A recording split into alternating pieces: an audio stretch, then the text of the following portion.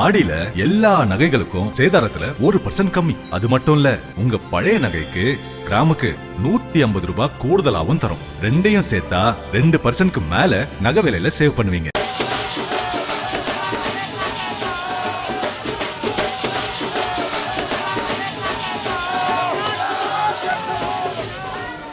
பீகாரில் பாஜகவின் கோட்டையான பங்கிப்பூர் தொகுதியில் நடைபெற்ற இடைத்தேர்தலில் தேர்தல் வியூக வகுப்பாளரும் ஜன்சுராஜ் கட்சி நிறுவனருமான பிரசாந்த் கிஷோர் வெற்றி பெற்றுள்ளார்.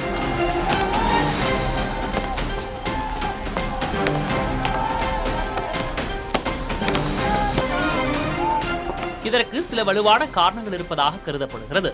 பாஜகவின் நீரஜ்குமார் சின்ஹாவை விட பிரசாந்த் கிஷோர் வலுவான வேட்பாளராக இருந்தது முதல் காரணமாக கருதப்படுகிறது. பாஜகவின் கோட்டையான பங்கிப்பூர் தொகுதியில் மக்கள் மாற்றத்தை விரும்பியிருக்கலாம் என கருதப்படும் நிலையில் அத்தொகுதி வாக்காளர்கள் பிரசாந்த் கிஷோர் பிறரை விட சிறந்த வேட்பாளர் என எண்ணியுள்ளனர்.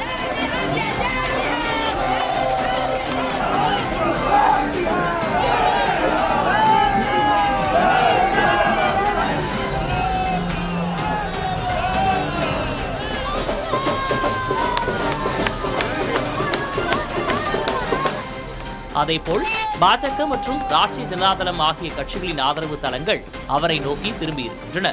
பாஜகவின் ஆதரவு தளமான முன்னேறிய வகுப்பினரில் காயஸ்தர் சமூகம் மட்டுமே பாஜகவின் பின்னால் அணிதிரண்டுள்ளது. பிற முன்னேறிய வகுப்பினர் மற்றும் இதர பிற்படுத்தப்பட்ட வாக்காளர்களின் ஒரு பிரிவினர் பிரசாந்த் கிஷோரை ஆதரித்துள்ளனர்.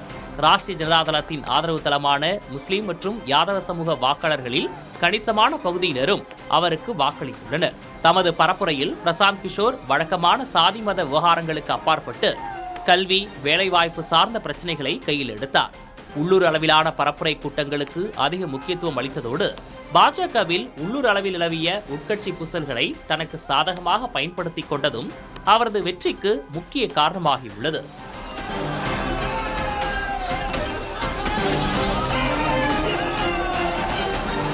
ஆடி 18 வாங்கும் தங்கம் மகாலட்சுமியின் அருளை வீட்டிற்கு வரவேற்கும் மங்களத்தின் அடையாளம். இந்நாளை லலிதா ஜுவல்லரியின் பொன்னான ஆடி ஆஃபரோடு கொண்டாடுங்கள்.